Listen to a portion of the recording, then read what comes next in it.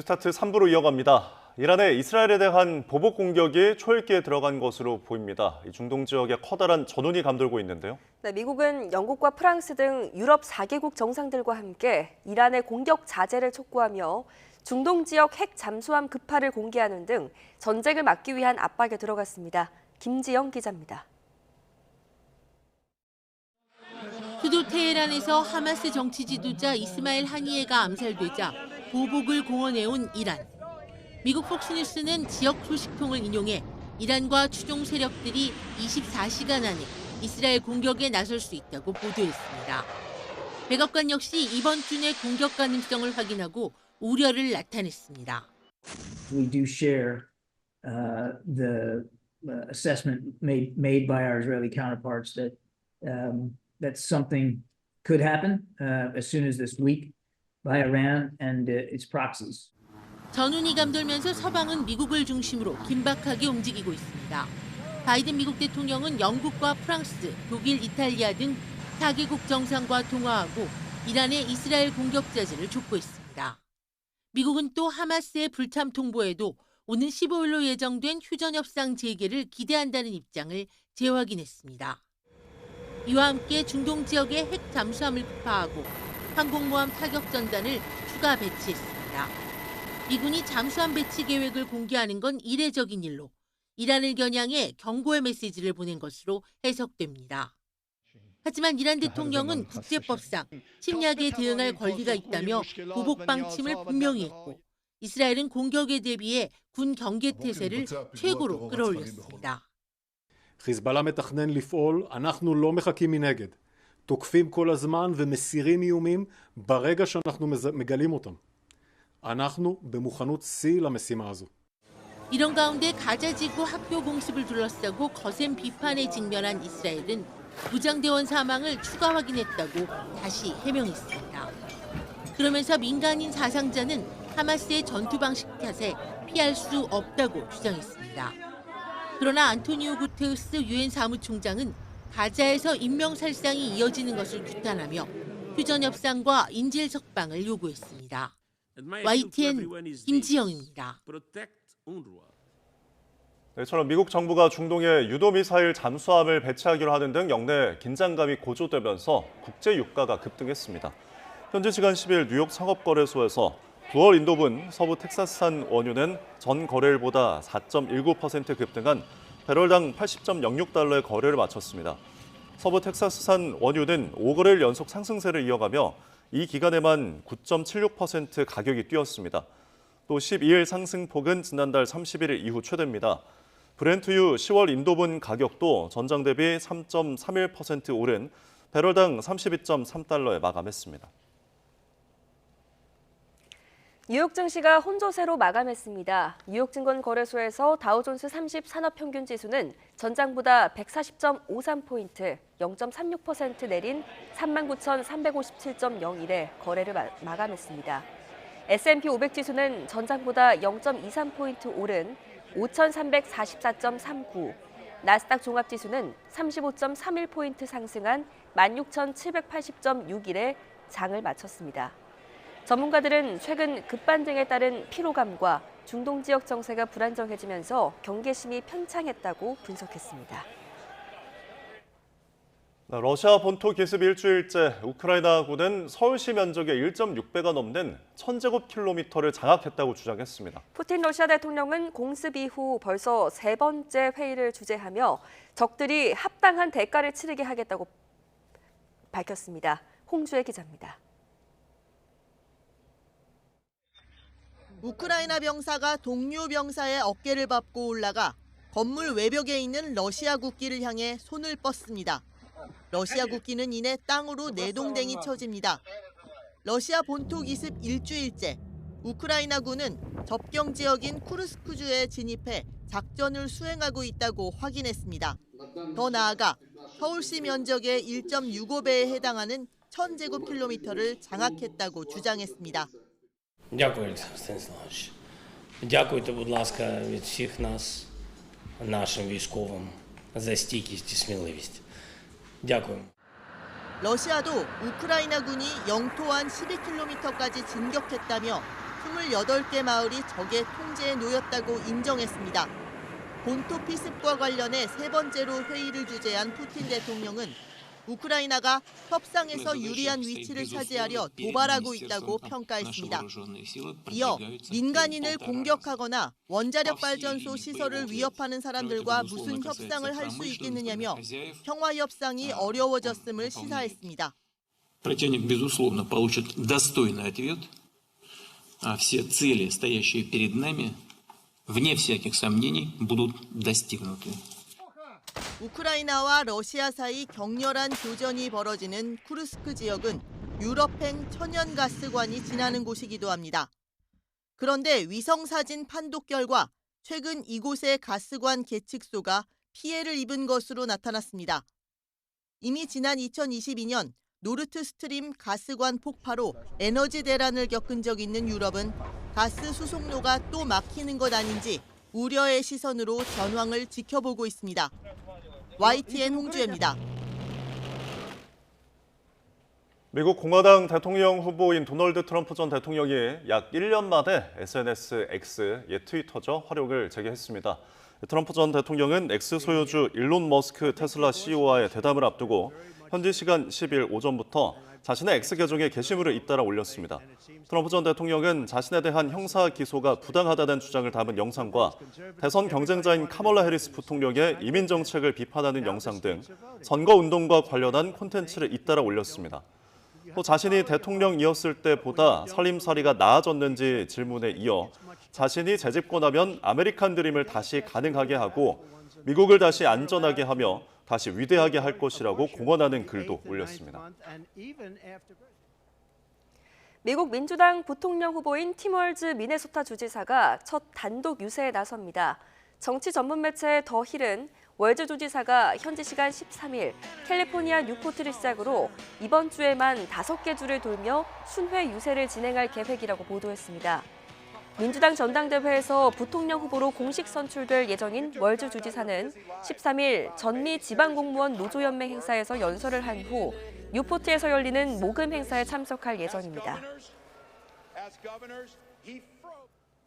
광복회 등으로부터 뉴라이트 인물로 규정돼 논란에 휩싸인 김형석 신임 독립기념관장이 자신은 일본의 식민 지배를 정당화하는 뉴라이트가 아니며 광복회가 전혀 사실이 아닌 일을 하고 있다고 강하게 비판했습니다. 김형석 관장은 어제 기자회견을 열고 자신은 그동안 역사학자로서 독립정신을 선양하는 일을 해왔고 독립운동을 비방하거나 폄훼한 적이 없다며 이같이 주장했습니다. 이와 함께 자신이 일제 식민지 강점을 합리화하거나 옹호했던 적이 없다며 이를 주장한다면 근거를 갖고 오라고 반박했습니다. 독립기념관장 임명에 반발해 광복절 경축식 불참 의사를 밝힌 이종찬 광복회장은 정부가 건국절 제정을 추진할 뜻이 없다는 입장을 대통령실로부터 들었다면서도 그런 생각이면 해당 인사도 철회해야 한다고 거듭 주장했습니다. 이 회장은 광복회관에서 우원식 국회의장을 면담한 뒤 기자들과 만나 공식적인 행동이 있어야 정부를 믿을 게 아니냐며 이같이 말했습니다. 이어 이번 독립기념관장 인선은 선출 방식 자체가 잘못됐다며 수사기관의 위계에 의한 공무집행 방해 혐의로 수사를 의뢰할 예정이라고 강조했습니다. 윤석열 대통령이 국방부 장관 후보자에 김영현 경호처장을 지명했습니다. 대통령실은 김 후보자가 군의 요직을 두루 섭렵한 국방안보 분야 전문가이고 군 안팎으로부터 두터운 신망을 받아왔다고 배경을 설명했습니다. 브리핑 내용과 김 후보자의 발언 내용 들어보시죠. 국방부 장관 후보자로 김용현 경호처장을 지명하였습니다. 후보자는 수도방위사령관, 합참작전본부장 등 군의 요직을 두루 섭렵한 국방안보 분야 전문가이며 합리적이고 희생적인 지휘 스타일로 군 안팎으로부터 두터운 신망을 받아왔습니다. 특히 우리 정부 초대 경호처장으로 군 통수권자의 의중을 누구보다도 잘 이해하고 있기에 국방부 장관으로서 적임자라 판단하였습니다. 지금 국내외 안보 정세가 그 어느 때보다 엄중합니다. 안보가 곧 경제입니다. 제가 국방장관으로 임명이 된다면 통수권자이신 대통령님의 뜻을 받들어 강력한 힘을 기초로 한 확고한 안보 태세를 구축할 것입니다. 정부는 오늘 한덕수 국무총리 주재로 국무회의를 열고 광복절 특별사면과 복권 안건을 심의 의결합니다. 이번 사면 복권 안에는 최근 논란이 되고 있는 김경수 전 경남도지사의 복권 관련 내용이 포함돼 있어서 국무회의에서 최종 의결될지 여부에 관심이 쏠리고 있습니다.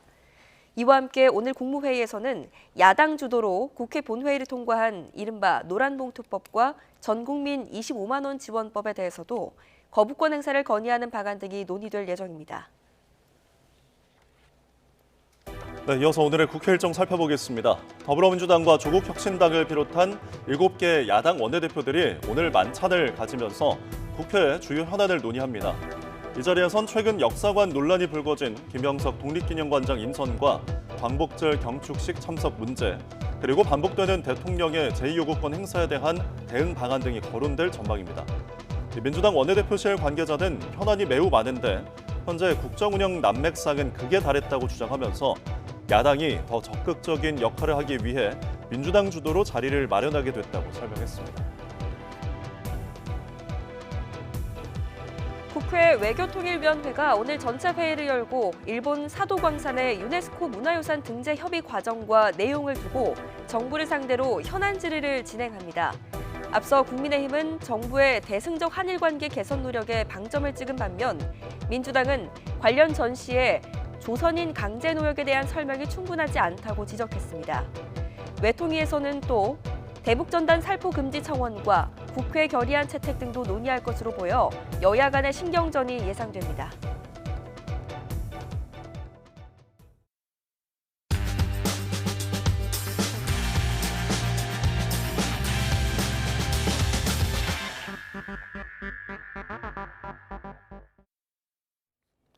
(8월 13일) 화요일 스타트 브리핑 시작합니다. 먼저 한겨레 신문입니다. 안 그래도 더워서 에어컨 없으면 잠들기가 어려운 요즘, 자다가 매미 소리에 깬 분들 계시죠? 낮밤을 가리지 않고 울어대는 매미 소리의 원인이 폭염 탓이라고 하네요. 길거리를 걷다 보면 요즘 매미 소리가 유독 더 크게 들립니다. 매미 울음소리 수치는 평균 80에서 100데시벨. 이게 얼마나 시끄러운 거냐면요, 지하철 소음이나 차량 경적이랑 비슷한 수준이라고 합니다. 옆 사람의 말이 안 들려도 이상하지 않을 정도인 거죠. 올여름 유독 매미가 시끄럽게 우는 이유, 장마철이 끝나고 폭염이 오면서 매미들 활동 시기가 겹쳤기 때문입니다. 말 매미와 참 매미가 겹쳐서 새벽부터 저녁 늦게까지 울어대니 하루 종일 들릴 수밖에 없겠죠. 최근 열대야와 열섬 현상 때문에 매미들은 더 늦은 시간까지 울고 있습니다. 하지만 해충이 아니라서 방제를 할 수도 없는 노릇인데요. 기후변화가 만들어낸 우리나라의 새로운 여름 풍경이 된 것 같습니다. 이렇게 맴매 물어대는 매미와 함께하는 올여름의 폭염, 길 가다가 그늘막이라도 보이면 오아시스를 발견한 느낌이 들죠. 그런데 이 그늘막마저도 지자체별로 천차만별, 빈부격차가 난다고 합니다. 경향신문 보겠습니다. 전남 나주의 시내로 먼저 한번 가볼까요? 그늘막 안과 밖을 비교를 해봤더니 30도와 31.6도, 1.6도의 온도차가 났습니다. 작아 보이지만 무시할 수가 없는 차인데요. 기온이 1도가 낮아지면 심혈관 질환 사망률이 2% 줄기 때문입니다. 이렇게 그늘막은 저비용 고효율의 폭염 대책입니다. 하지만 지역별로 편차가 큰 게 문제입니다. 길거리 온열 질환자가 가장 많이 발생하는 강릉의 경우 시 전체에 그늘막이 132개밖에 없었습니다. 그런데 이마저도 도심에 많이 몰려 있었고요. 멀어질수록 찾아보기가 어려웠습니다.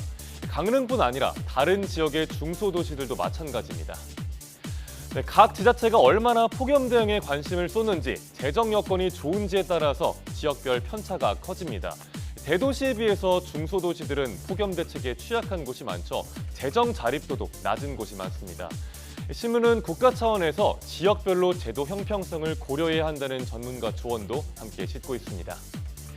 다음 한국일보 보겠습니다. 13년 동안 그대로였던 KTX 요금, 결국 오르게 될까요? 이제 정말 요금 인상에 시동이 걸리나 봅니다.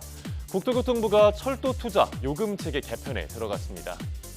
이유는 간단합니다. 재정 문제입니다. 현재 코레일은 매출의 34%, SRT는 50%를 철도공단의 시설 사용료로 내고 있습니다. 하지만 철도공단의 입장에선 유지 보수비 또 이자 비용을 제하면 남는 게 거의 없는 거죠.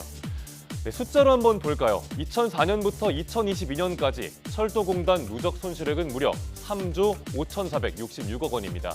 철도별로 적정 운임과 시설 사용료를 다시 책정해야 한다는 목소리가 나올 수밖에 없겠죠. 코레일은 KTX 요금을 10% 이상 올려야 한다고 올해 들어서 국토부에 계속 건의하기도 했습니다.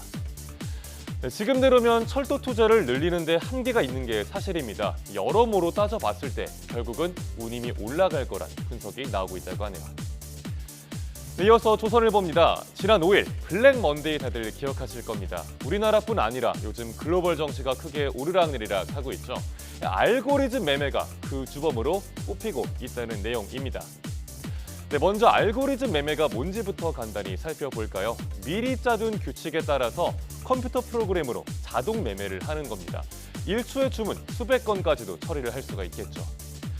미국 증시에서는 거래의 70에서 80%가 알고리즘 매매로 추정이 됩니다. 외환과 파생 상품, 주식, 채권 등을 합치면 하루의 거래 규모만 최소 3조 7천억 달러, 우리 돈으로 무려 5천조 원 이상입니다. 문제는 조건만 맞으면 매도 물량이 우르르 쏟아진다는 거죠. 알고리즘 매매는 기관 투자자의 리스크를 줄이려고 도입이 됐습니다. 하지만 투매가 투매를 부르기도 합니다. 외려 변동성을 키워서 시장 전체 리스크가 올라간다는 지적이 나옵니다. 마지막으로 동아일보입니다. 얼마 전 명문대 학생들로 구성된 마약 연합 동아리 사건이 충격을 줬죠. 유튜브를 보면서 마약 투약 예행 연습을 했다고 합니다. 네, 중독성이 없다는 거짓 영상이 수두룩했다고 하는데요. 이른바 마약 인강이 떠도는 유튜브가 마약 범죄의 방아쇠가 된 걸 지적하고 있습니다. 실제로 유튜브에 특정 키워드를 검색하면은 마약 환각 체험 영상이 쭉 나옵니다. 이번에 적발된 일당도 이 영상을 함께 모여서 시청했습니다.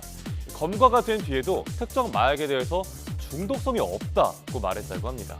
유튜브에 큰 영향을 받는 10대, 20대들이 마약 범죄에 빠져드는 경우가 늘어나고 있다는 얘기입니다. 회원 중에는 마약을 사려고 6개월 동안 수백만 원을 쓴 사람도 있었고요. 20대 마약 사범도 지난 4년간 5천 명 가까이 늘었습니다. 유튜브는 해외 사업자라서 단속 강제가 어려운 상황입니다. 전문가들은 정부가 특별위원회를 만들어서 대책을 찾아야 한다고 지적합니다. 해롭지 않고 중독성이 없는 마약이 이 세상에 어디 있을까요? 개인 차원을 넘어선 정부와 국회 역할이 중요해 보입니다. 8월 13일 아침 신문 살펴봤습니다. 지금까지 스타트 브리핑이었습니다.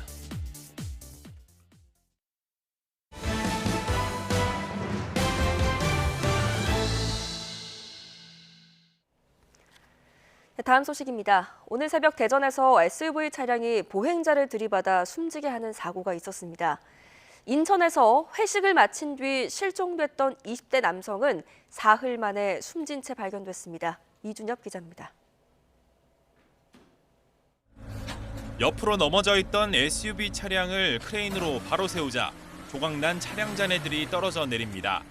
오늘 새벽 2시 10분쯤 대전 상대동 상대내 거리 인근에서 SUV 차량이 보행자를 들이받는 사고가 났습니다.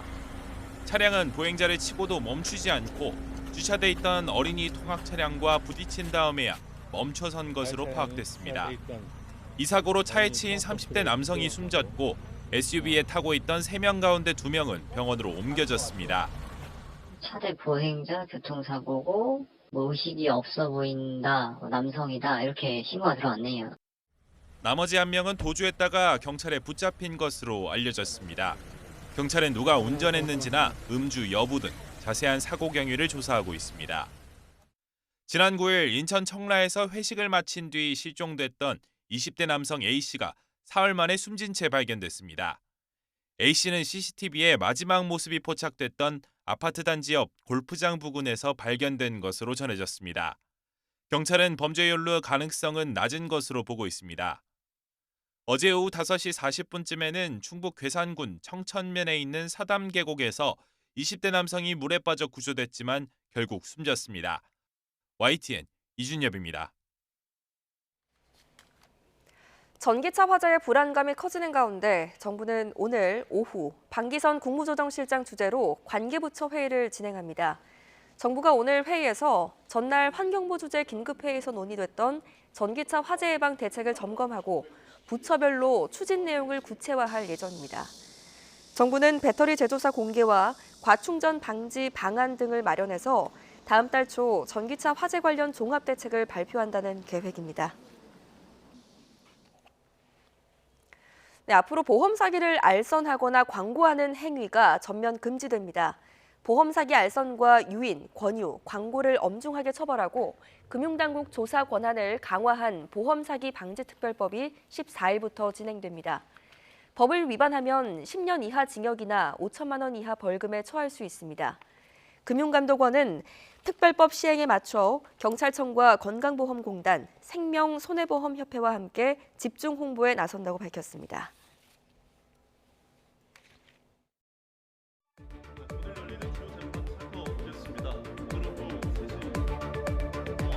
대규모 환불 사태를 빚은 TMF의 회생 절차 협의회가 열릴 예정입니다. 자율구조조정 절차에 돌입한 뒤 처음 열리는 이번 회의에는 채무자와 채권자뿐 아니라 유관기관 등도 참여할 예정입니다.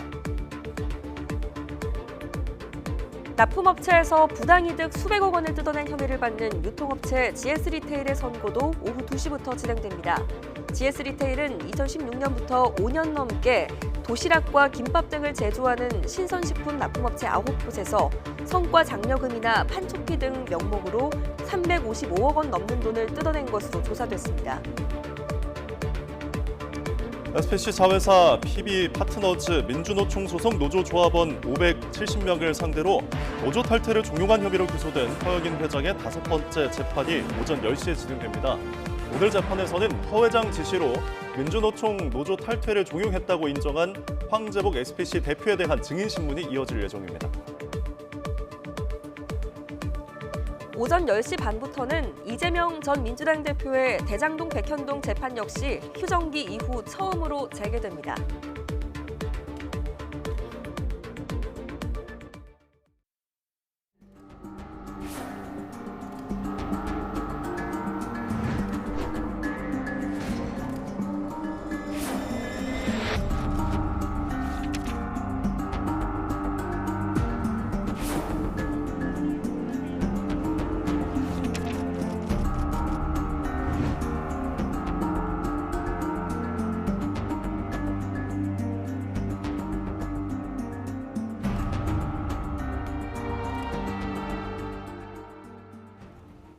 최신 경제 소식을 빠르고 친절하게 전해드립니다. 스타트 경제, 오늘은 허준영 서강대학교 경제학부 교수와 함께하겠습니다. 교수님 어서 오십시오. 네, 어서 오십시오. 오늘 가계 이야기를 좀 해보겠는데 네. 지금 지난달 은행권 가계대출 5조 원 넘게 늘었습니다. 넉 달째 지금 오름세가 이어진 건데 이 원인이 어디에 있을까요? 아무래도 금리 인하에 대한 기대가 하나 있는 것 같고요. 예. 그럼 미국이 어쨌든 간에 9월부터 내리기 시작하고 뭐 한국은행이 바로 뒤따라서 아마 내리기 시작할 거다라는 기대가 이미 많이 반영이 돼 있는 것 같고요. 예. 두 번째로는 아마 9월부터는 스트레스 DSR이라는 게 시행이 되면서 실제로 차주분들께서 본인의 소득 대비 받으실 수 있는 대출의 양이 줄어들기 때문에 예. 요 전에 막차를 타자라는 수요가 있는 것 같습니다. 예. 거기다가 전반적으로 최근 들어서 서울과 수도권을 중심으로 이제 주택 가격이 본격적으로 조금 거래량도 늘어나고 예. 가격도 좀 올라가는 전형적인 저희가 그 상승세 장의 초반 모습을 보이고 있기 때문에 그런 측면에 조금 마음이 급해지신 분들이 많지 않을까 싶습니다. 예. 네, 특히 주담대 상승세가 눈에 띄는데 배경은 뭐라고 보십니까? 그러니까 아무래도 지금 말씀드린 대로 주택 가격이 올라가면서 이제 주택 가격이 향후에 또 올라갈 거다라는 심리가 작용하고 그다음에 예. 뭐 저희가 여기서도 많이 얘기했습니다만 향후에 서울이랑 수도권에 좀 공급 이슈가 있을 수 있다라는 분위기. 그래서 어쨌든 간에 지금이 제일 쌀 때가 아니냐라는 또 그런 관측들이 또 이렇게 아무래도 대출 시장에 문을 두드리게 하는 것 같고요. 실제로 예. 보면 뭐 말씀해 주셨지만 3월에는 5천억 정도로 증가폭이 줄어들었다가 4월부터는 굉장히 많이 다시 늘어나고 있고 6월에는 6조 넘게, 7월에는 5조 넘게 지금 늘어난 상황입니다. 그래서 올해 4월부터 7월까지 4개월간 늘어난 게 한 22조 정도 늘어났거든요. 예. 근데 작년 한 해 동안 늘어난 게 37조 원입니다. 그러니까 이 4개월 동안 늘어난 어떤 대출 증가폭, 가계대출 증가폭이 작년 한 해 동안의 절반을 이미 넘어섰다라는 상황인 것이 굉장히 특이점이라고 볼 수 있을 것 같습니다. 결국에는 부동산 상승에 대한 기대감들이 좀 주담대 쪽으로 몰리지 않았나 하는 생각이 드는데 결국에는 한국은행도 이런 가계대출 증가세가 좀 우려스러울 수밖에 없잖아요. 빚이라는 게 늘어나는 게 어떤 국가 입장에서도 좀 불안한 상황이고, 그래서 정부도 정책을 내놓는 게 뭐 16일부터 정책대출 금리도 인상을 하고, 아까 언급하신 것처럼 이제 스트레스 DSR 2단계에도 이제 9월에 시행을 앞두고 있는데, 그럼 이것들이 모두 시행이 된다면 좀 가계 흐름에 대해서 대출 흐름이 좀 꺾일 수 있을까요? 네, 은행권 주담대 저는 그렇게 보고요. 은행권 주담대 같은 경우는 이번 4개월 동안 는 것의 60%가 정책금융상품이었었습니다. 그럼 정책금융상품 안에 뭐 처음 집을 사시는데 어느 정도 소득 이하인 분들에게 내드리는 디딤돌 대출이나 전세자금에 내드리는 뭐 일반 버팀목 대출 같은 금리들이 전반적으로 오르면 아무래도 전반적인 영향을 이런 정책 대출 상품에 대한 수요에 영향을 미칠 것으로 보이고요. 뭐 DSR 같은 경우도 아무래도 전반적으로 가계 대출의 양을 조이겠다라는 것이니까 가계 대출에 좀 영향을 줄 것으로 보입니다. 한국은행 말씀 잠깐 주셨는데요. 저희는 좀 그런 생각을 해볼 필요가 있을 것 같아요. 최근 들어서 뭐 KDI에서도 그런 얘기를 하고요. 우리나라 내수가 지금 너무 안 좋고 수출만 잘 되는 상황이다. 결국은 금리 인하를 진작에 했었어야 하고 좀 지금이라도 빨리 인하를 하는 게 좋겠다라는 얘기를 이제 KDI에서 했었는데요. 그러면서 단서를 달았던 것이 있습니다. 보통 그 단서 얘기는 잘 안 하시는데요. 단서가 주택 시장을 자극할 만한 정책들에 대해서 면밀하게, 사실 주택 시장을 자극하는 정책은 금리 정책뿐만이 아니고 금융 정책이라던가 우리 말씀드린 정책 대출 상품도 있고 공급 정책 측면도 있지 않습니까? 그런 면에서 얼마 전에 88 대책이 나왔던 거고요. 그런 측면에서는 KDI에서 이런 조건들이 만족됐을 때 금리를 빨리 인하하는 게 좋겠다라고 얘기를 하는데, 한 가지 생각해 봐야 될 점은 그런 것 같습니다. 금리를 인하했을 때 과연 그러면 그것이 내수를 살리는 데 도움이 될 것이냐, 특히 소비를 살리는 데 도움이 될 것이냐라고 했을 때는 사실 금리가 인하돼서 대출이 오히려 늘어나면 사실 가계들의 대출 부담, 이자 부담은 더 심해질 수가 있거든요. 왜냐하면 대출의 양이 늘어나면요. 그래서 제 생각에는 이것들은 전반적으로 정책들이 잘 코디네이션 되지 않으면 조금 더 저희가 내수 진작에 금리 인하의 내수 진작 효과가 좀 감소될 수 있는 부분도 있을 것 같다라는 생각도 듭니다. 네. 설상가상 지금 폭염 때문에 작황도 좋지 않아서 지금 밥상 물가도 들썩이고 있습니다. 농산물 가격이 얼마나 올랐나요? 그 배추 지난 9일 기준으로 봤을 때 배추 한 포기의 소매 가격이 5,800원이었는데 한 달 전에 비해서 한 37% 올랐고요. 평년에 비해서 한 16% 올랐습니다. 왜 이렇게 배추 가격이 올랐냐라고 생각해 보면 올해 배추를 심은 그 어떤 농지의 양도 줄어든 데다가 최근 들어서 폭염이나 폭우 같은 이슈도 있었다고 합니다. 대표적으로 지난달이죠. 7월 봤을 때 전국 강수 일수가 18.3일이었는데 평년보다 한 3.5일 많았고요. 더우셨지 않습니까? 평균 최고 기온도 29.9도로 평년보다 1도 이상 높았다고 합니다. 이것들이 결국은 배추의 작황, 그리고 배추뿐만이 아니고 최근 들어서 애호박이라던가 아니면 오이, 저희가 많이 사 먹는 이런 제품들의 가격, 이런 농수산물의 가격도 굉장히 많이 올랐거든요.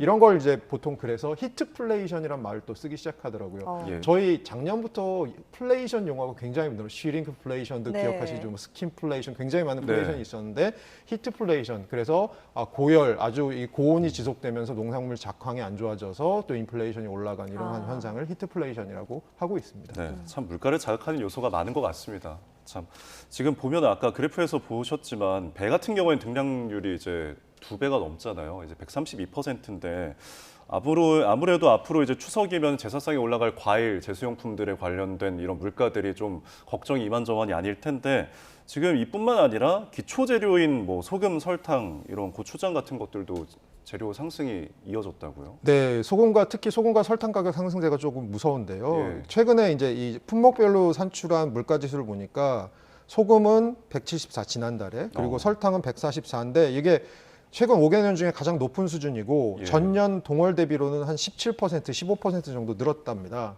그리고 2020년 코로나 발생 이후로는 73% 각각 45% 정도 늘었는데 이 코로나 이후에 저희가 물가가 한 20% 정도 올랐거든요. 그러니까 설탕 가격, 소금 가격은 뭐 73% 증가하니까 훨씬 많이 증가했고요. 설탕 가격도 44% 증가하니까 2배 정도 물가 상승률보다 더 높게 증가했다. 문제는 소금과 설탕 안 들어가는 저희가 음식을 생각할 수가 없잖아요. 모든 음식의 주재료이다 보니까 앞으로 가공식품 물가, 더군다나 또 외식 물가 이런 것들을 순차적으로 밀어올리지 않을까라는 그 우려가 좀 있습니다. 그러면은 네. 예, 그 소금 물가는 왜 오르는 건가요? 이게 그 최근에 저희 에너지 가격 조금씩 올랐잖아요. 네. 전기료도 조금 오르고 올랐잖아요. 소금 생산하는 데 있어서 에너지 비용 증가가 좀 영향을 미치는 것 같고요. 그리고 인건비 증가도 좀 영향을 미치는 것 같습니다.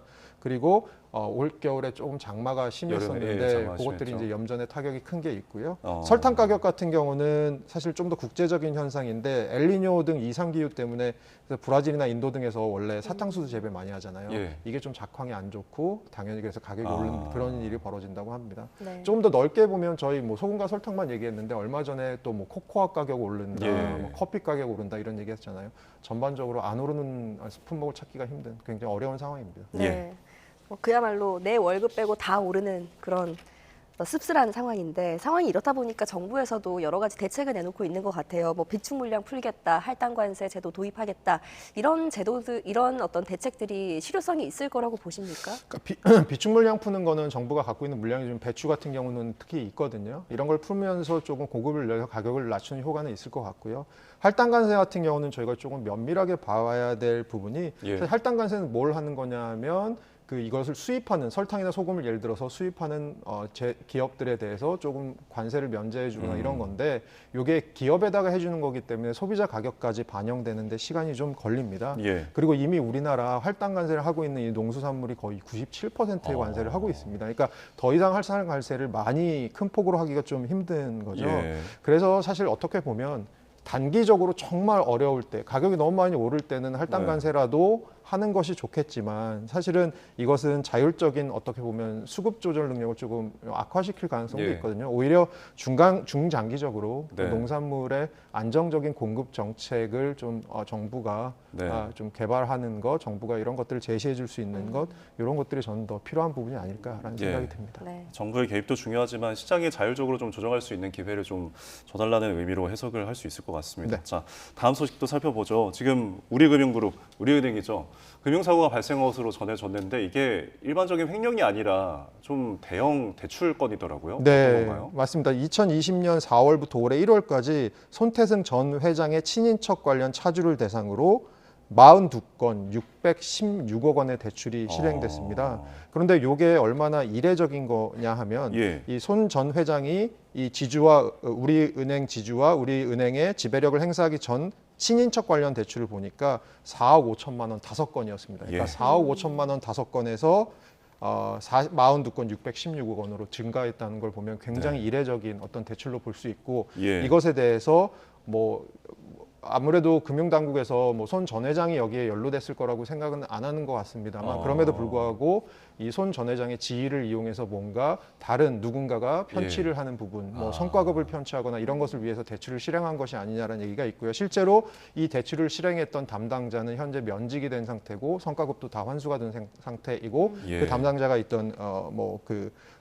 그 지점장에도 경고가 가 있는 그런 상황으로 볼 수 있을 것 같습니다. 그런데 이런 금융사고가 이번이 처음이 아니잖아요. 그렇다 보니 이 당국 차원에서의 조치가 필요한 게 아니냐 이런 지적이 나오더라고요. 네, 그러니까 우리은행 금융사고 역사를 좀 보면 2012년에 횡령이 한 700억 원짜리가 있었고요.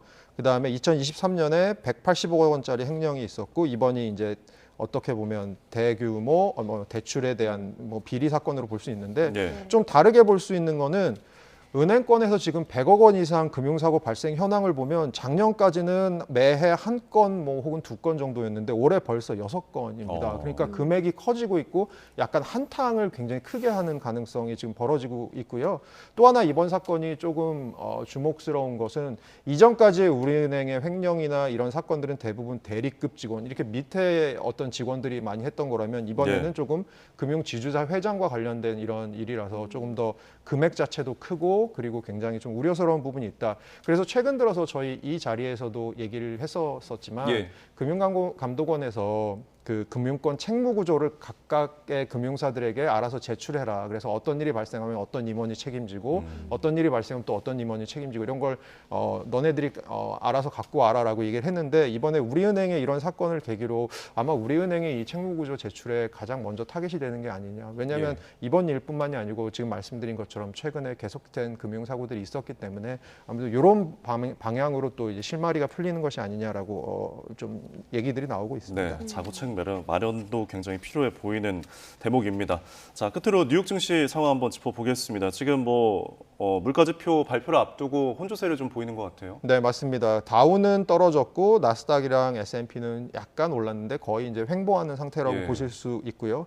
좀 주목할 부분은 엔비디아가 4% 정도 급등을 했고 그 와중에 지금 리포트들이 조금 금융시장에서 나오고 있는 거는 저희가 저번 달 7월 중순부터 이 AI 거품론, AI 회의론들이 좀 들었지 않습니까? 예. 근데 최근 들어서 나오고 있는 리포트는 그럼에도 불구하고 이 기업들의 앞날에 이제 미국 주식 시장을 이끌어갈 그럴 가능성은 크다. 그래서 이 부분들을 여전히 눈여겨보아야 된다라는 리포트들, 빅테크들을 좀 눈여겨보아야 된다는 리포트들이 나오고 있고요. 네. 지금 앵커께서 말씀해주신 대로 내일하고 모레를 거쳐서 이제 미국의 생산자 물가지수, 소비자 물가지수 지난달 꽤 나오기 때문에 향후에 연준의 금리 정책이 어떤 방향으로 흘러갈지에 대한 방향을 줄 건데 제가 오히려 걱정하는 거는 예. 이제는 조금 관심이 달라져서 이 물가지수가 너무 높게 나오는 게 걱정이 아니고 너무 낮게 나오는 걸 걱정하는 그런 시점이 온 것 같습니다. 왜냐하면 7월 FOMC를 기준으로 파월 의장 발언을 봤을 때 예. 이제는 조금 침체를 걱정해야 되지 인플레이션 잘 내려오고 있다라는 반응. 그래서 우리도 조금 노동시장이나 침체 가능성이 있는 부분들을 보겠다. 조금 더 가중치를 두겠다라는 얘기를 했거든요. 예. 그런 측면에서는 오히려 이 지표들이 너무 높게 나와도 문제지만 오히려 너무 낮게 나왔을 때 시장이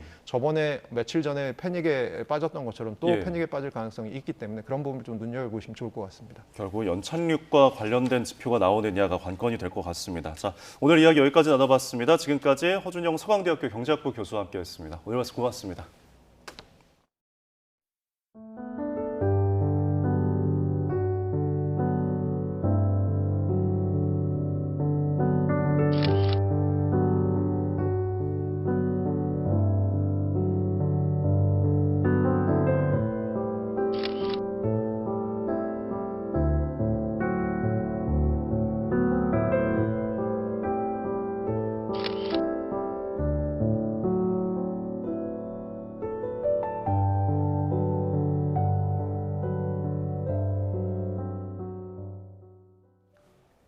네, 폭염이 이어지고 냉방기 사용이 늘다 보니까 냉방병 환자도 많은 요즘입니다. 네, 그런데 코로나19도 동시에 확산하면서 증상이 비슷해서 이 환자들이 혼란을 겪는 경우가 많습니다. 그 구분법을 김주영 기자가 정리했습니다. 낮에도 밤에도 더위에 지치는 날들이 이어지고 있습니다. 에어컨을 빵빵하게 틀면 그나마 견딜 수 있지만 대신 불청객이 찾아오기 마련입니다. 바로 냉방병입니다.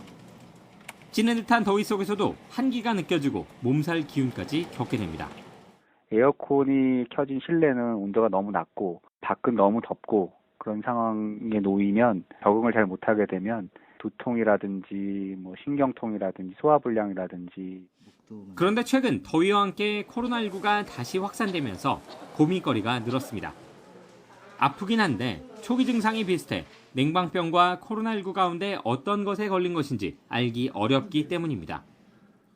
일단 둘 다 초기 증세는 콧물, 재채기 등 호흡기 증상, 소화불량, 피로감 등으로 비슷합니다. 차이는 그 이후부터 나타납니다.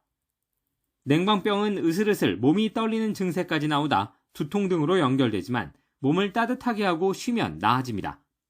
하지만 고열이 계속되고 목 아픔 증상이 지속되면서 후각과 미각 상실이 나타나면 코로나19를 의심해봐야 합니다. 냉방병은 열이 나지 않는 그런 질병입니다. 그냥 가벼운 감기 같은 증상이라고 보시면 되고 코로나19는 독감처럼 고열과 근육통이 심한 그런 질환입니다. 예방법도 차이가 있습니다. 냉방병은 일정 시간마다 냉방기를 끄고 환기를 해야 하며 실내 온도는 25에서 26도를 맞춰야 막을 수 있습니다. 반면 코로나19는 개인 위생을 철저히 지키고 고위험군은 해마다 백신을 맞는 것이 좋습니다. YTN 김주영입니다. 당근의 명산지인 제주 구좌읍에서 폭염에 당근이 싹을 틔우지 않는 피해가 나고 있습니다. 한 달 가까이 비가 오지 않아 발화가 안 되는 건데요. 농민들은 물을 구하느라 진땀을 쏟고 있습니다. 고재영 기자가 현장 다녀왔습니다. 당근 씨를 뿌린 밭이 누렇습니다. 지금쯤이면 싹이 나 푸른 줄기가 땅 위로 모습을 보여야 하지만 구경조차 할 수 없습니다. 당근 파종이 90%가량 끝났지만 발화가 안 된 곳이 많아 재파종해야 하는 농가가 늘고 있습니다. 지난달 22일 이후로 비가 내리지 않는 데다 무더위에 땅이 바싹 말라 당근 발화에 필요한 수분이 모자라기 때문입니다. 농민들은 발화에 필요한 물을 구하느라 전쟁 아닌 전쟁을 치르고 있습니다. 한 번 지나가면은 갔다 온 동안에 다시 몰라버려. 그러니까 사람 이거 쉴 시간이 없어.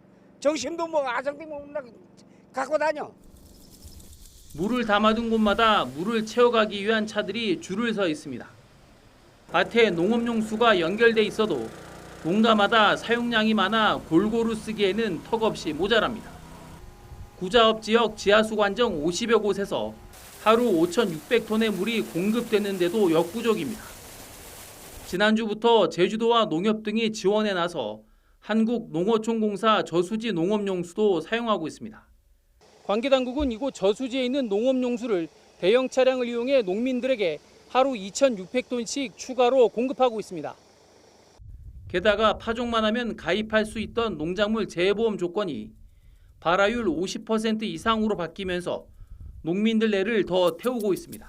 수분이 없거든요. 그러면 발화가 안 돼요. 그러면 농작물 재해보험 들기 전에 지금 재해를 받고 있는데도 하나 필요가 없는 그런 보험이 되어버리는 거죠. 오영훈 제주지사는 구자업을 찾아 피해 지역을 둘러보고 농작물 재해보험 가입 조건에 대해서 정부와 협의하겠다고 밝혔습니다. 가뭄 상황이 지속됐을 때는 농민들의 피해가 불을 보듯 뻔한데 현행 지침상으로는 보험 적용이 제한되게 되어 있는데 이 문제는 농식품과 함께 해결할 방법을 모색하도록 하겠습니다. 당분간 가뭄에 가래 충분한 비 예보가 없어 농민들의 고심이 이어질 것으로 보입니다. YTN 고재영입니다. 네, 연일 찌는 듯한 더위가 기승을 부리면서 서울의 열대야가 한 달 가까이 지속하고 있습니다. 한낮에도 35도 안팎의 폭염이 계속돼 온열 질환에 주의하셔야겠습니다. 자세한 날씨 알아보겠습니다. 원희다 캐스터. 네, 상암동 야외 스튜디오에 나와 있습니다. 네, 올여름은 밤더위가 유난히 심한 것 같네요. 네, 보통 8월 중순에는 더위의 기세가 조금 누그러지는 추세를 보이지만 올 여름은 다릅니다. 서울은 23일째 열대야가 나타나고 있고요. 열대야 연속일수 역대 3위를 기록하고 있습니다. 한낮에는 기온이 35도 안팎까지 크게 올라 어제보다 조금 더 덥겠습니다. 현재 전국 대부분 지역에 폭염 경보가 발효 중입니다. 지난 밤 사이 서쪽 지방과 남해안을 중심으로 25도를 웃도는 열대야가 나타났는데요. 동풍이 태백산맥을 넘으며 고온 건조해져 서쪽 지방은 한낮에도 폭염이 강해지겠습니다. 오늘 낮 기온은 서울과 전주, 광주 모두 35도까지 크게 오르겠습니다. 온열 질환에 취약한 노약자나 만성 질환자는 야외 활동을 자제하시고 최대한 실내에 머무시는 게 좋겠습니다. 네, 무더위 속에 소나기도 자주 내리고 있는데 오늘은 어떤가요? 네, 오늘도 대기 불안정으로 인한 소나기 소식이 있습니다. 현재 서쪽 지방 곳곳에 소나기 구름이 발달했는데요. 오늘 소나기가 내리는 지역에서는 가시거리가 짧아질 수 있으니까요. 출근길 교통안전에 각별히 유의하시기 바랍니다.